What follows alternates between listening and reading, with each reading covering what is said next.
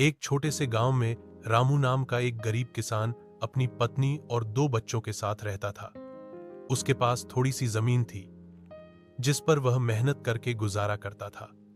रामू के पास ना अच्छे कपड़े थे, ना ही आरामदायक घर। फिर भी वह हमेशा खुश रहता था क्योंकि उसके मन में ईमानदारी और संतोष था।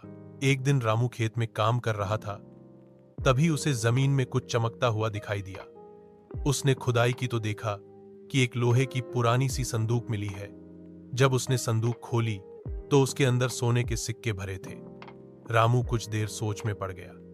वह जानता था कि ये सिक्के उसके नहीं हैं और शायद किसी अमीर जमींदार के होंगे जो सालों पहले खो गए होंगे। रामू वह संदूक लेकर सीधा गांव के प्रधान के पास गया और सारी बात बताई। प्रधान ने गांव वालों को बुलाया और सबके सामने रामू की ईमानदारी की सराहना की। कुछ ही समय में वह बात पूरे गांव और आसपास के इलाकों में फैल गई। उस जमींदार के परिवार का एक वंशज जो शहर में रहता था, यह खबर सुनकर गांव आया। उसने रामू को धन्यवाद कहा और उसकी ईमानदारी से बहुत प्रभावित हुआ।